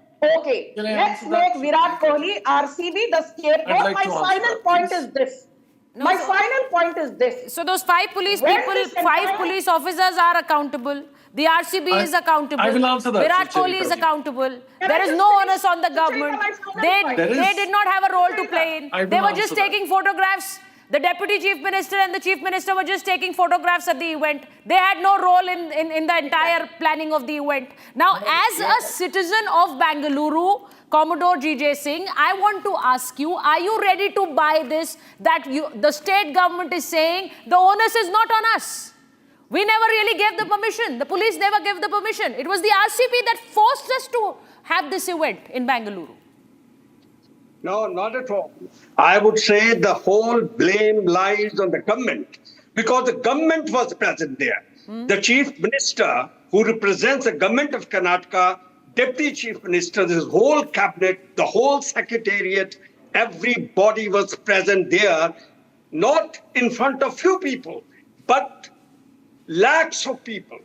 There was not a place to stand in front of the Vidhan Sabha. And then the road leads to the Chennai Stadium is a very short distance away from there. The whole road was crowded, overcrowded. Police was present there. Now, such a mega event cannot take place without the Chief Minister himself showing a green flag. Not only that, I would also say... Sorry to interject you, but you were present there. So please tell our viewers that. It's very important. You saw it all with your own eyes. I was very much present there. Yes. Because we have an army club there. I was present there. I went to see as to what all is happening there. And when the stampede took place, the event continued inside. Our Deputy Chief Minister continued to have that, celebrations. Yes. Everybody inside continued to have it. People were dying outside. There was a big stampede there. There was an utter confusion. And then on top of it, you had a police force which was there, but I think it was not sufficient there to cope up with the situation. And I cannot understand how can the police be there without the permission of the government, of the Chief Minister, of the Home Secretary, of the Deputy Chief Minister. When the government, the whole of government is there, the most uneducated, illiterate person will understand that this is the doing of the government. Why don't they take the blame on themselves? Exactly. Why blame the RCB? Yes. Why blame the police? Why blame when the police had also come up and said, look, this event should be postponed for a week. We are not prepared. But yet the government says, no, they are coming. His Chief Minister was actually wanted to steal away the that time fame, steal away the limelight. He wanted to be in the limelight. He wanted to take probably political mileage of it. That look, I am with the team. I am with India. I am with the people, RCB. But after the event has taken place, they have turned around and they said, no, it is not done by us. You know what, Commodore? Those initial pictures which came in from Bengaluru showed the Deputy Chief Minister actually in a celebration with the team inside the stadium, and there the stampede had started outside, and those visuals started coming in from there. So they had no idea what was going on. Now, Advocate Manjunath, is it a weak government in Karnataka? Why don't you accept it? Because if it wasn't weak, it would not bow down to the pressure by the RCB. Now you're making it like the RCB pressurized the government and they had to have the celebration without any arrangement, without police permissions. You were forced into have that entire program. So whatever the celebration that would be taken place inside the Chinnaswamy Stadium, that was not in the knowledge of the government. The RCB management had written a letter to the concerned police station on before the day only at 6:30 p.m. At that time the concerned police have rejected the claim of the request of the RCB team. And again in the social media channel they have so displayed that so we are going to celebrate the RCB victory in the Chinnaswamy Stadium. That was also not in the knowledge of the government. So after did the senior police officials not tell the chief minister and the deputy chief minister that the permission was not given? No. Is it not the job of the senior police officials to tell the chief minister that you are going to an event that does not have a police permission? There could be casualties. There could be a stampede. Whose role is it? That's what government has suspended the police officer who are responsible for the management of for the arrangement of these victories and all, because that the suspension or order was upheld by the Karnataka Administrative Tribunal. That was a quasi-judicial tribunal. So the quasi-judicial proceedings were taken place, and the KAT has categorically expressed that it is the mistake of the RCB. It is not the mistake of the state government. And whatever the celebration that was taken place, I would have bought this, and maybe even Commodore GJ Singh would have bought this. Had the chief minister and the deputy chief ministers not been celebrating inside the stadium, had they not been there, I think the residents of Bengaluru would have bought this. I would just Commodore wants to say. The feelings of the Kannadigas. Commodore, I'm just putting this as a question. Maybe you would have bought this logic if the chief minister was not there celebrating. Victory inside the Vidhana Saudha premises. Manjunath. No, what I am saying, in order to give you see the light. You see the good. Whatever the celebration, government what celebrated inside the premises of the Vidhana Saudha, no untoward incident has taken place. Untoward death were taken place inside the can you please moderate the premises of the Chinnaswamy Stadium. Whatever the celebration, our home minister, our chief minister, yes, definitely they have denied the permission. Advocate in the press media one. So it is very clear from your point. Your viewpoint says that because the stampede did not happen inside the Vidhan Saudha, the responsibility does not lie with the government. Exactly. The responsibility, exactly. You're agreeing to that. Sanju, he's saying it did not happen inside the Vidhan Sabha, so it is not the responsibility of the others. One minute. The entire state belongs to whom? Who's governing the state of Karnataka? Are you just governing the Vidhan Saudha? Sanju, please allow me to complete my points. Thank you. Now, please, let me finish, then you can speak. Sucharita, very quickly, and this is the public of the state. Please. They were also present. Manjunath, let us speak. Advocate Manjunath. Can you shut up? Let her make her point. Advocate Manjunath, can you shut up? I know you want to stand in defense of the government. Even though there is no defense that can be put in you should have to be you're still fighting. It's okay. You, Sanju, you should have to be Can you shut up? Because while you are shamelessly defending the Congress government, can you shut up for a bit? I'm not here to listen to your rubbish. I'm not here to listen to your rubbish.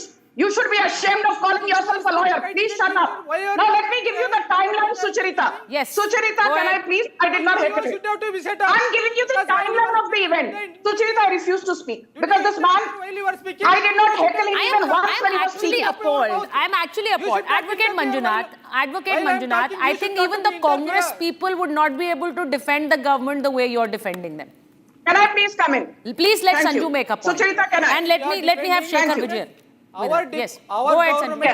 Our Congress people... No, you keep getting him on air along with me, Sanju versus this. Obviously, he's making his nonsensical points. I did not interject. I need my time. Thank you. First and foremost, I refuse to speak, Sucharita, because you are getting him on air deliberately along with me to make sure that he heckles me. I will not take part in this debate. Please, let Sanju make a point. Let's have Sanju and Shekhar Vijayan on screen.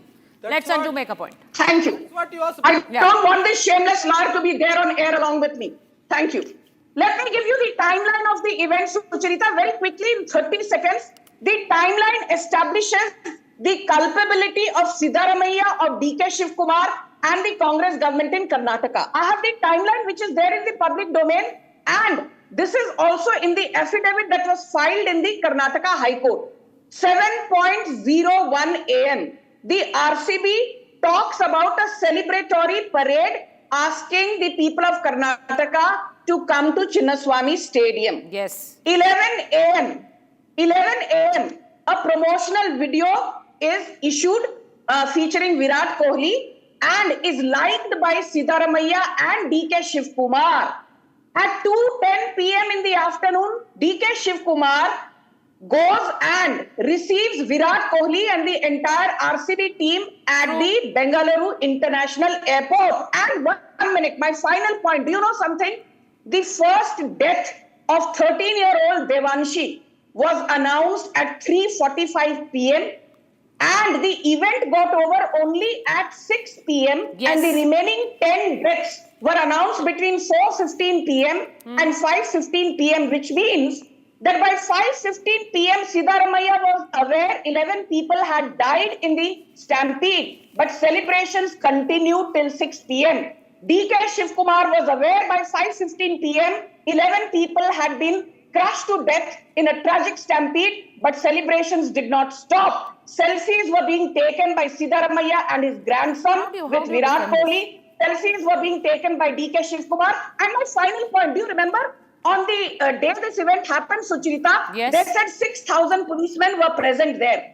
Within 48 hours, they said, Siddaramaiah said, not 6,000, only 1,500 policemen were present. And Priyanka Khadge is on record saying, oh, Chinnaswamy Stadium has a capacity of 30,000, but 3 lakh people gathered. If 3 lakh people gathered outside the Chinnaswamy Stadium, were you caught snoozing at the wheel? What were you doing? Chinnaswamy Stadium and the distance between Vidhana Sauda is barely 15 minutes. I don't understand. 5 police officers have been held accountable Can I for answer this. that, please? And the responsibility ends there. 21 And the gates responsibility ends there. I have to go to Shekhar Vijayan now. Shekhar Vijayan has been waiting for us.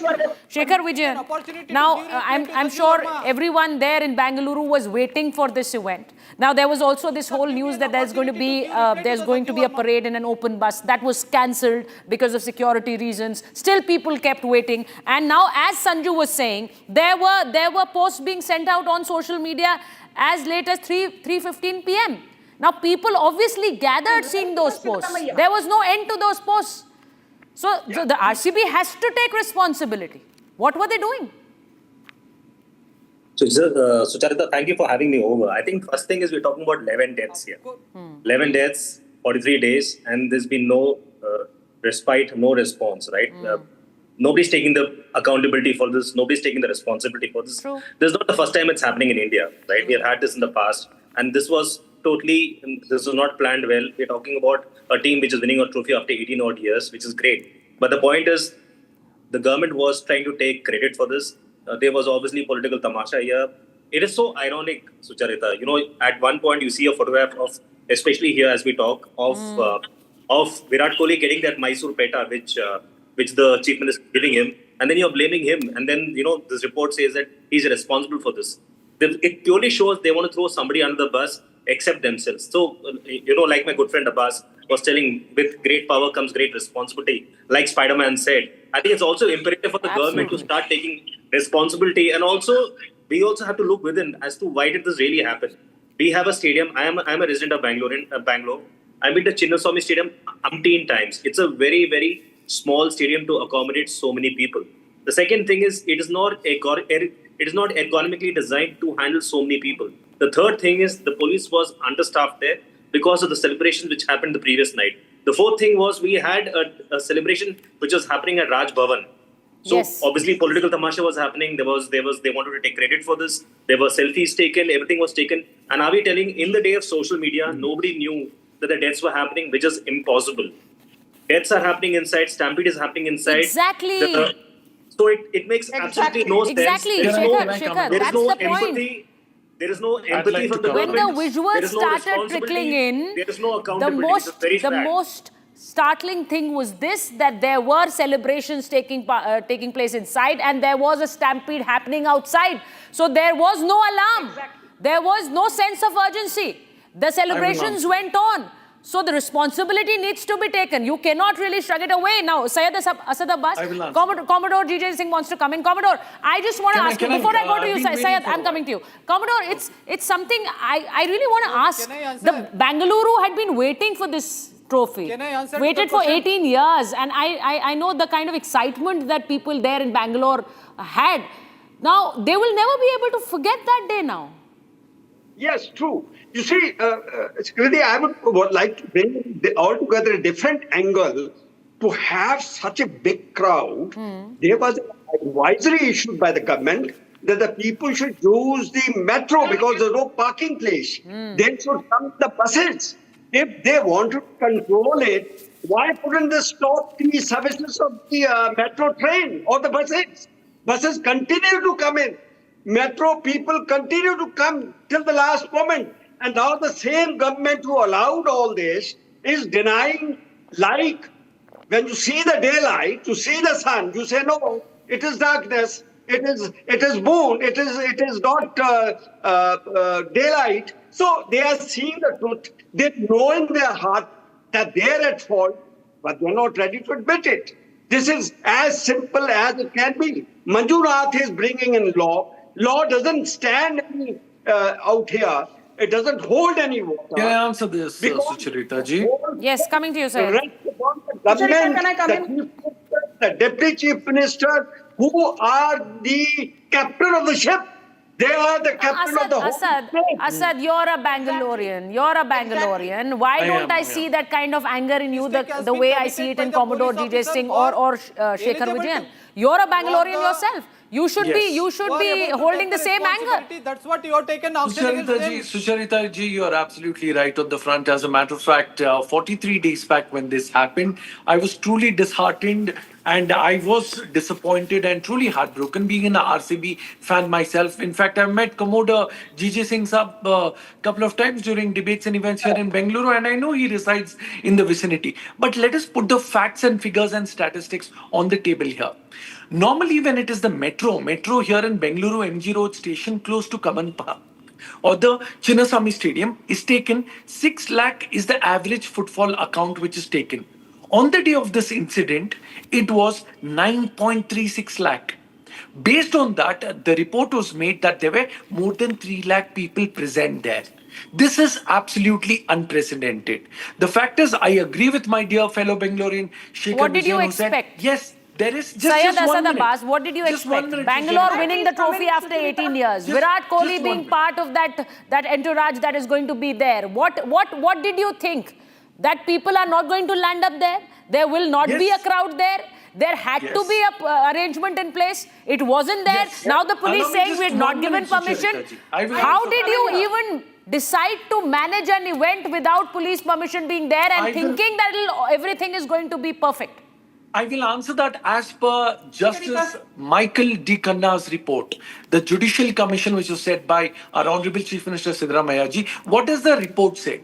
It gives us some damning revelation. It attributes the stampede to gross negligence, unprofessional planning, and a complete disregard for public safety by the Royal Challengers Bangalore. Stupid arguments supporting Siddaramaiah, the event organizers, and the Karnataka as a Bangalorean. Instead of Sanju calling Verma out the ji, please keep quiet. incompetence of Siddaramaiah Sanju as a Verma, I did not Bangalorean, speak when you you're sitting spoke. here and Sanju Verma, do mollycoddle not the speak when Congress I am government speaking for now. reasons best Have known some to courtesy, you. ma'am. I will not allow you Have to some get away with courtesy. your damn Have some lies. courtesy, The fact ma'am. of the matter is, Ma'am, this is Siddaramaiah absolutely is the wrong. Minister of the State. You are just trying to politicize this. That is alien to him. With the deaths of the 11 people have died. Sanju Verma ji, He have makes Virat some Kohli a courtesy to the people who scapegoat. have He lost makes their lives. RCB a scapegoat. You want to politicize this. It's absolutely... You know what? I just want to say that Bangaloreans wanted to remember this day.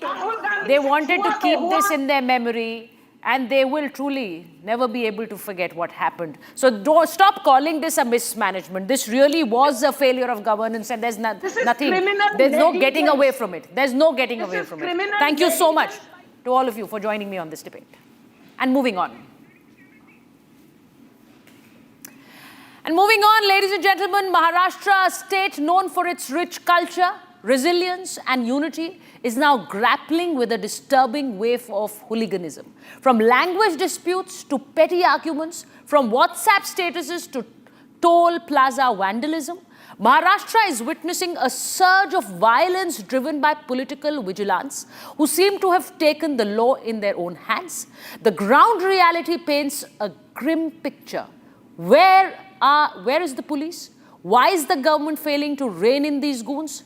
Let's debate.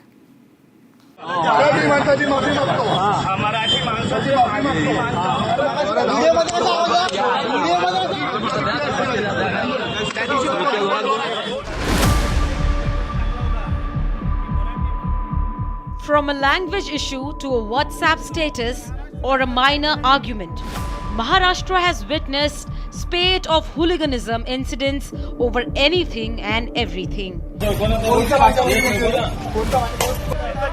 In Mumbai's Vikhroli, a Rajasthani shopkeeper was assaulted by MNS workers over a WhatsApp status insulting Marathi-speaking people. MNS workers reached at his shop, confronted him and physically assaulted him. They demand a public apology to the entire Marathi community.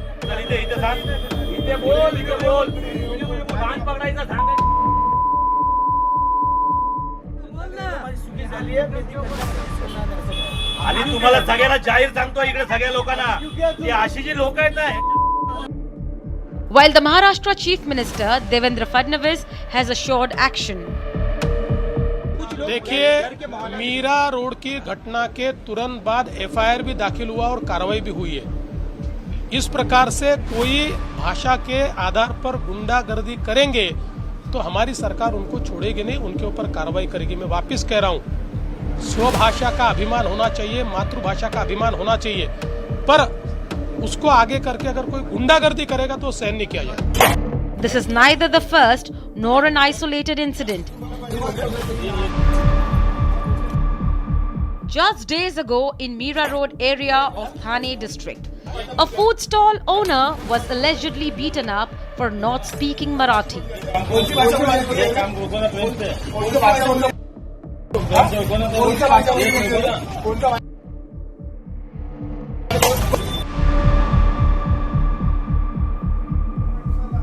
In Thane's Bhivandi, MNS forced a non-Marathi rickshaw driver to apologize after a scuffle broke out between him and a Marathi youth.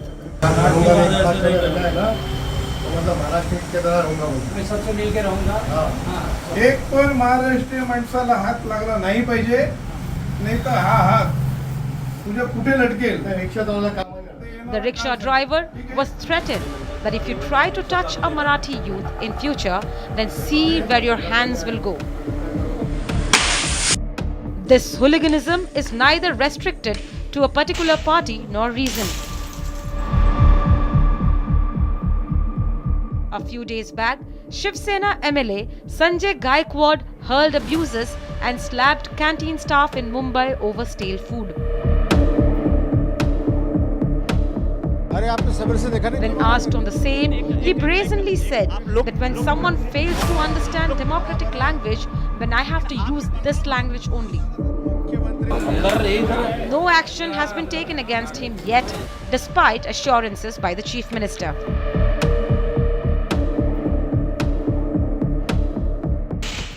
MNS workers vandalized Tondgaon Toll Plaza on Akola Nanded Highway. The reason? Lack of facilities.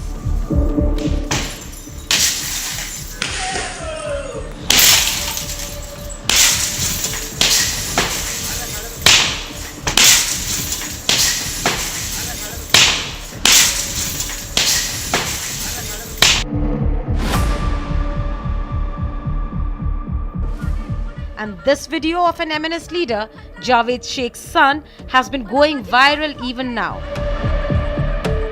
Watch how half-naked, fully drunk on power and alcohol, how this VVIP brat, Rahil Sheikh, allegedly hits a woman's car and harassed her. तुम्ही लोक मराठी शिकवता ना रे लोकांना? माझा बाप महाराष्ट्र राज्य उपाध्यक्ष आहे. तुझा बाप महाराष्ट्राचा अध्यक्ष आहे. कोण? मनसेवाले. अच्छा, आणि तू दारू पिऊन माझ्या गाडीवर चढणार, गाडी ठोकणार. अच्छा, तुम्हाला शिव्या देतोयस? हा, दे शिव्या दे. गाडीला ठोकलं का? तू माझ्या गाडीला का ठोकलं? काही माफ कर.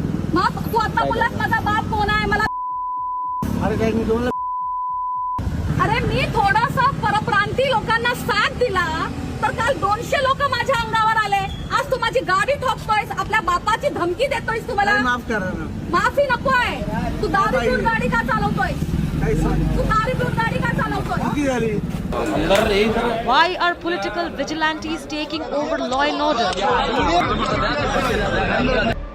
Why is the government and police letting goons take over cities?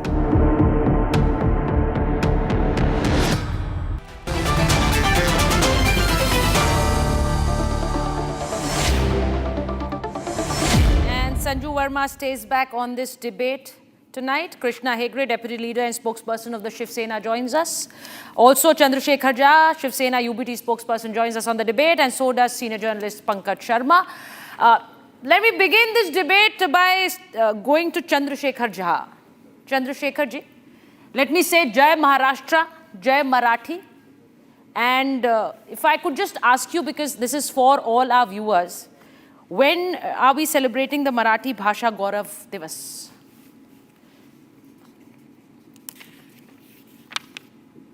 Let me tell you very frankly, the state is continuously failing to control the violence which is taking place in Maharashtra. Even yesterday also, one journalist was targeted.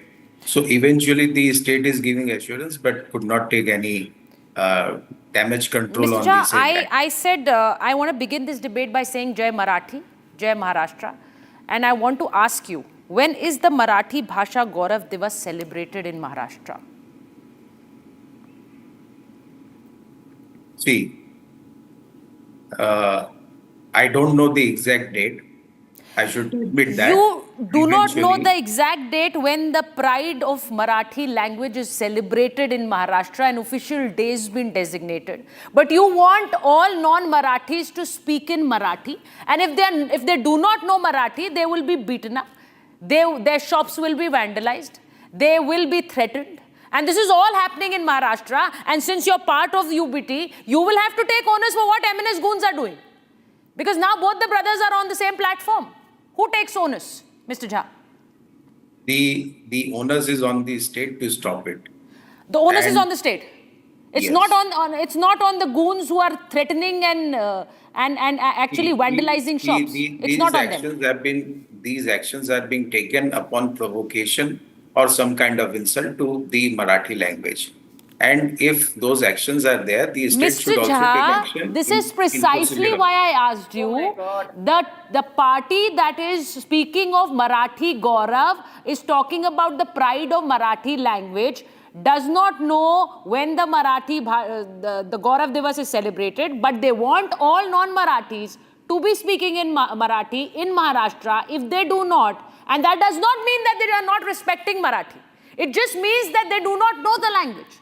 That they will be threatened. The episode that has happened now, Sanju, if I come to you, why are you letting the goons take all this place, all the prominence? They're everywhere. They're threatening people. They're beating them up. What is the state government doing? What is the BJP doing? Okay, Sucharita, I'm glad you asked me that. And without trying to be politically correct, I am sitting here on live TV and saying I condemn what scuffle took place between the goons of Jitendra Awad and Gopi Chand Padalkar. I condemn the language used by Sanjay Gaikwad. I also condemn the antics of half-drunk and fully naked Rahil Javed Sheikh, son of MNS leader. So I'm not going to be using different yardsticks for different netas. But the fact of the matter is this, And by the way, I don't have access to Google currently, but 27th February is Marathi Bhasha Divas. And let me tell Mr. Jha one thing. You know, you cannot selectively condemn MNS because some of their senior leaders, and I'm going to take names. Sanju, the government cannot condemn. They need to take action. If you sitting there and condemning it, who's going to take the action? You're just going to condemn, and the action will be taken by somebody else. Absolutely. No, Sucharita, let me finish. I'm coming to that. Like I said, the uncomfortable truth will not be shoved under the carpet.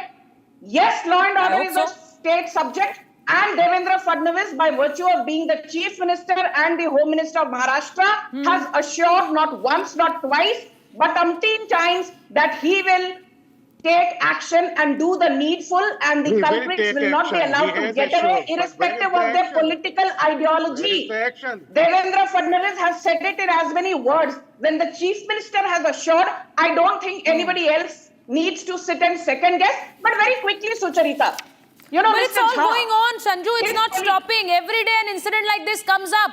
We are waiting for the action to happen. And now here Mr. Jha is saying the onus is on the government. You're saying we're condemning it but not taking action. Let me just finish. Sucharita, let me please finish. I'm coming to that. Barely 6 to 7 hours back today, Mr. Fadnavis was asked two questions. A, will action be taken against goons irrespective of what their party affiliation is? He said yes. B, he was asked, will the 3-language formula be applied? He said yes. All I know is it will be applied in toto, but I can't say whether the 3-language formula will be applied from class 1, class 3 or class 6. We are waiting for the Narendra Jadhav committee's recommendations. These two things have been stated a few hours back by the Chief Minister of Maharashtra, Sanju. but very quickly, No. Sucharita, Sanju, you're waiting. No. What I'm trying to say is, you're saying it won't be brushed under the carpet, but you're doing exactly that. You can wait for recommendations to come, you can wait for reports to come, but action needs to be taken now. If we see an incident happening every day, this instills a fear in the minds of people who are non-Marathis, who do not know the language. And I don't know why this is happening. Now, Pankaj Sharma, if I'll just go across to him. Sanju, I'll come back to you. Let me just come back to you. Mr. Sharma, all I'm saying is there are people from different regions of the country who are staying in Maharashtra. Now the MNS goons are on a rampage. They want to threaten, they want to beat up people. As now Raj Thackeray and Uddhav Thackeray being on the same platform, I don't know if I can call them now. Raj Thackeray also somebody who's in alliance with now the Congress party as well, because he's with Uddhav now. What is happening? Why is the Congress party not speaking against it? Why are they so afraid of speaking against MNS, speaking against the UBT netas? Because MNS is responsible. Yes, the hooliganism in the name of any language must be curbed by the governments of any political party in any state, including Maharashtra. See, this rowdyism by MNS workers, the violence, the verbal abuse should not be tolerated. How can MNS or anyone for that matter claim the ownership of Bombay or Maharashtra or on the Marathi language? See, I am not a Marathi speaking man, but I have read the translated works of Sant Gyaneshwar, Sant Tukaram, Sant Eknath, Sant Ramdas, Vishnu Sakharam Chandekar, Pulu Deshpande, Ranjit Desai, Vranda Karandikar, even Anna Bhav Sathe, Daya Pawar, Babu Rao Bakul. So those who are beating, humiliating, compelling non-Marathi speaking people to apologize on the streets, BJP is involved. No, but Uddhav Thackeray is backing them, no? Uddhav Thackeray is backing them in a public platform, coming on stage together and saying, if I want to defend Marathi, if they call me a gunda, I'm ready to be a gunda. If they say this, if they think that I'm a gunda, then I will be called a gunda, is what he's saying. So what does that mean? You're standing with Raj Thackeray and you're saying this, and you know the background. So what are you trying to insinuate? You're trying to tell people that if you're not going to speak in Marathi, this is the beating you're going to get. And why can't Congress condemn Uddhav Thackeray? ऐसी क्या मजबूरी है आपकी, Mr. Sharma? Rahul Gandhi और उद्धव ठाकरे की दोस्ती इतनी ज्यादा Uddhav Thackeray is promoting this, he should also be दोस्ती तो बीजेपी और एमएनएस की भी थी. The fact is, BJP is involved, BJP is prompting, BJP is promoting. First you condemn Uddhav Thackeray's goons, I have done that. Condemn Raj Thackeray's goons, I have done that. Devendra Fadnavis has also condemned Uddhav Thackeray and Raj Thakre's gundas and the also said if BJP is somebody promoting from is the BJP allegation. engages in The vandalism, BJP is promoting is the उसपर भी allegation. होगी. Krishna Hegde. Mr. Hegde, the BJP is promoting and Shiv Sena Shinde wants to be part of that because there are BMC elections. So your own minister speaks against you, saying that MNS people are allowed to, if non-Marathis can stage a protest, why not MNS? So the minister is siding with MNS now. What is happening in Maharashtra? Mr. Hegde? Let me tell you that Shiv Sena was formed to fight for the rights of the Marathi Manus and also the Hindus. And therefore, that is the ideology. This is the ideology, which was from our founder we have received, Sanmanya Hindu Hriday Samrat Balasaheb Thackeray ji. However, having said that, let me tell you that if any incident of some kind has happened in our party party Pramukh, top leader, Eknath Shinde ji has clearly in the national executive spoken to all ministers, all MLAs and all leaders of the party that such incident should not be repeated. Otherwise, they are going to take stern action and it may even cost them their jobs. Sir, when will there... All lip service. Sir, after which incident are you going to say that... Now, there have been so many incidents, sir. MNS workers vandalized a toll plaza. MNS workers assaulted a shopkeeper in Aerol, Navi Mumbai for not conversing in Marathi. MNS goons assaulted a chemist in Pune for allegedly disrespecting Marathi language. Language imposition and... No, what I'm trying to say, so many incidents and you're still saying we will not tolerate it. No. First, let me tell you what our party leader has told us and told us firmly. Yes. Secondly, let me come to the government stance and the government view of this. Wherever cases have been lodged, people have been arrested, and where the persons who have not lodged any cases, there we cannot take any action because cases have not been registered. This is the incident we're talking about. This whole thing about the Rajasthani shopkeeper. He put in a statement, देख लिया राजस्थानी का power, हम मरवाड़ी हमारे सामने किसी की नहीं चलती है. I'm saying... Was he provoking the Marathi Manus or no? Please tell me. No, you tell me. You think this is provocation? I'm telling you that he was provoking the Marathi He was provoking. Okay. Now, these kind of WhatsApp statuses... Sir, tell me. All I'm asking is, I am sitting in the state of Uttar Pradesh. If I put in a status, देख लिया मराठी का power, Maharashtrian का power, हम मराठी लोग हमारे सामने किसी की नहीं चलती. If I put this in UP, will goons come and start threatening me? Will they start abusing me? Charita, Will they? No, I'm asking you. I'm just asking you. I'm just putting a hypothetical situation. Yeah. See, the Marathi Manus is full of and rich of culture, and even he does not. The people of UP are not. No, all of them are. All of them are. Every religion and every caste and every state is proud of their language, and also Maharashtrians are proud of Marathi. Similarly, as UP people may be proud of Hindi, or Gujaratis may be proud of Gujarati. No, sir, all I'm saying is half of them, these MNS... No. MNS workers, I began this debate by asking Mr. Jha about the Marathi Gaurav Divas, and why I said this was a lot of these MNS workers would not know this, that their Marathi language has a day where it's being celebrated. But for the cameras, they want to go and threaten people, and this is all being done. Why? Because there is a BMC election. Sanju?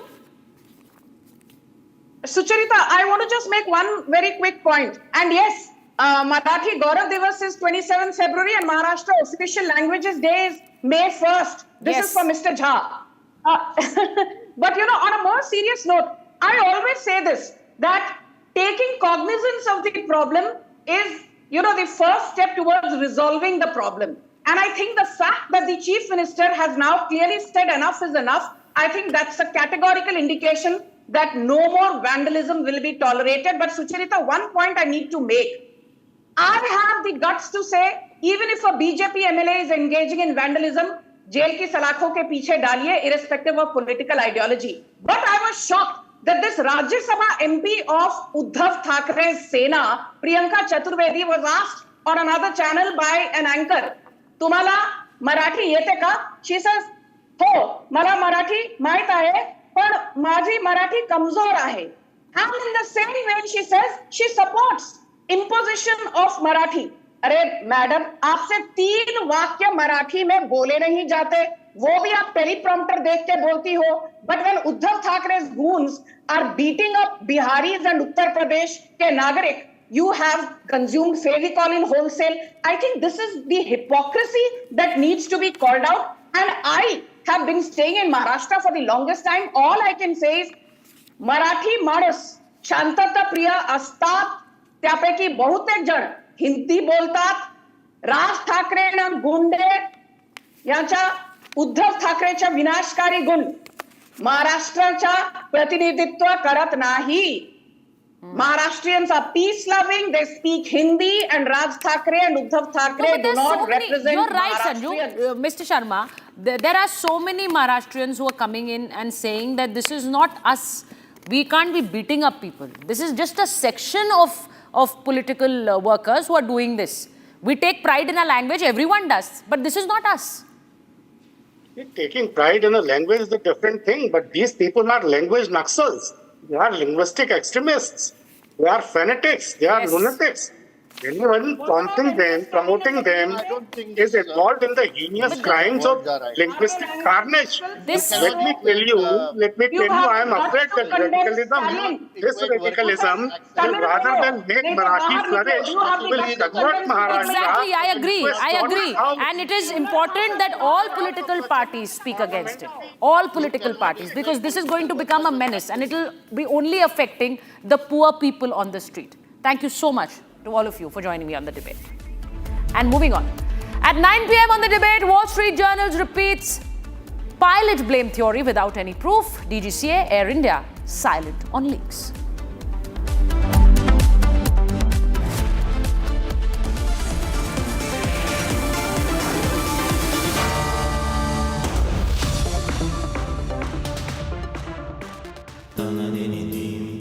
Amity has been ranked among the top universities globally for producing the most employable graduates by the Times Higher Education UK.